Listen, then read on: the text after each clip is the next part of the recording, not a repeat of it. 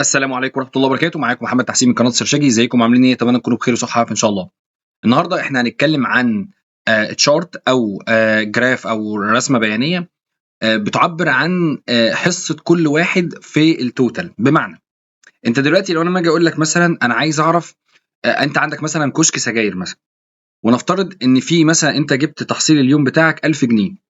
ال1000 جنيه دي انت مثلا بتقول ان انا بعت مثلا شيبسي وبسكوت وهكذا وهكذا ب 500 جنيه، وبعت مثلا سجاير ب 30 ب 300 جنيه، وبعت مثلا شاي وقهوه والحاجات اللي هي المشروبات الساخنه ب 200 جنيه.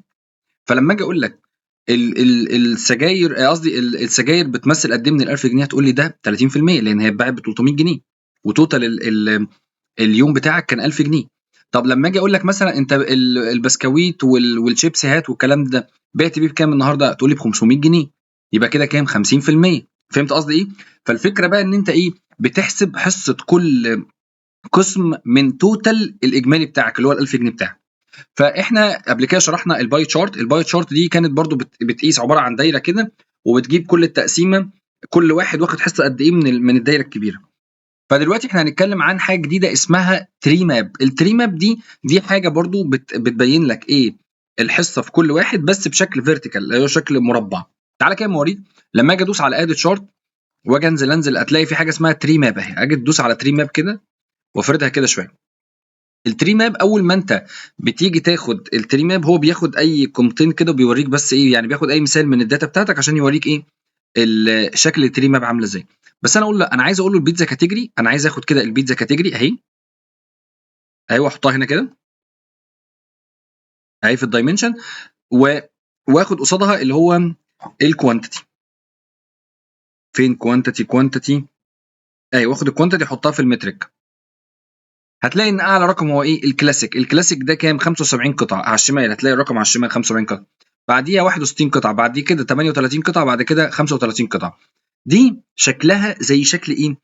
زي شكل الباي تشارت، واخده برده مساحه بس مربعه، وبرده بتزود فرايتي. يعني ايه فرايتي؟ بتدي شكل جديد برده، يعني مش كل حاجه تبقى باي تشارت في الحصص.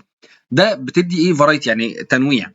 الفكره بقى في هنا ايه؟ ان انت كل ما بتضيق دي او تصغرها، يعني توسعها او تصغرها، تلاقي الحاجه بتاخد شكل التضييقه بتاعتك. يعني انت كل ما بتضيق الداتا بتبقى ريسبونسيف. يعني ايه ريسبونسيف؟ يعني بتاخد شكل المساحه بتاعتك، مش زي الباي تشارت. تعالى كده اخد الباي تشارت ده، ادوس كنترول سي وكنترول في. هاخد قصدي لا اهي، هاخد واحده كده زي الباي تشارت دي اهي، وهدوس كده اختار هنا كده، ادوس على تشارت تايبس دي كده واختار باي تشارت. بص كده لما اجي اختار باي تشارت اللي هيحصل هنا، بص هي بس الفكره في ايه؟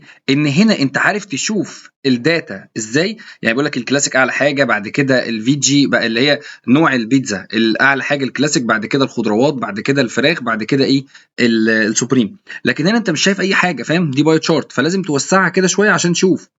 فهمت قصدي ايه؟ ده الفرق ما بين الباي تشارت دي حلوه في الاماكن والتضييق، وكمان فرايتي تنويع تاني. بص كده لما اجي اوسعها شويه كمان تاخد مساحه اكتر. طب ايه رايك بقى لما اجي عايز اقسمها اكتر؟ اقسمها بمعنى اقسمها ايه؟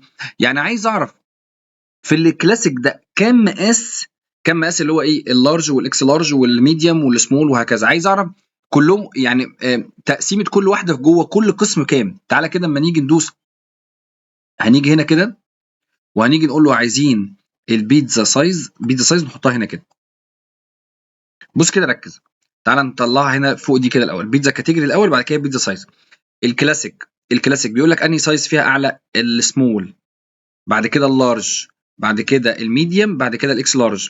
السمول دي كام؟ تلاقي بص الرقم بيظهر تحت هنا كده 36 قطعه، اللارج 20 قطعه، الميديوم 12 قطعه، الاكس لارج 7 قطع. الفيجي اللي هي الخضار اعلى رقم فيها اللارج، بعد كده الميديوم 18، بعد كده ايه وهكذا. فاهم قصدي؟ لكن تعالى بقى هنا كده ونقسمها تقسيمه ثانيه، يعني نزود عليها تقسيمه ثانيه. ناخد مثلا هنا حته ايه، تعال نمسح دي كده وناخد دي هي كنترول سي كنترول في،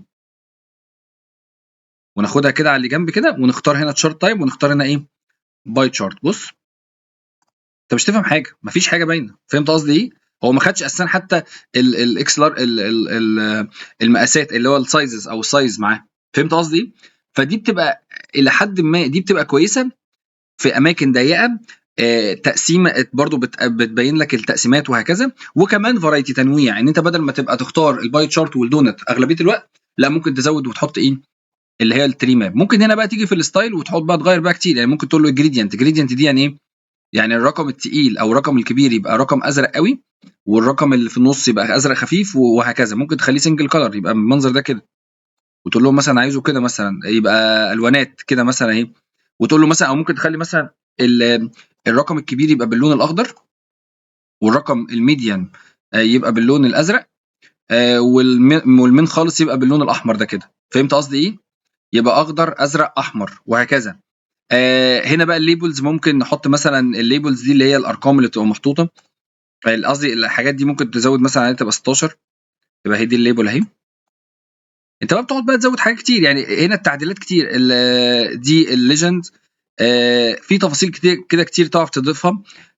هو بصراحه بامانه الله البايت التري ماب دي انا بستخدمها كتير كنوع من انواع التنويع، وكمان لما بيكون في كذا تفصيله زي الكلاسيك وجنبيها كام قسم بستخدم التري ماب، لان دي بتبقى فايدتها كبيره قوي وبتبين الدنيا اكتر. بس كده. فشكرا جدا ليكم، وما تنساش تعمل لايك وتشترك معايا في القناه، لان والله الواحد يعني محتاج قوي انكم تشتركوا معايا وتدعموني وكده. واتمنى تشاركوا المحتوى وكده. بس كده، فشكرا جدا ليكم، وكان معكم محمد تحسين من قناه سرشاجي، والسلام عليكم ورحمه الله وبركاته.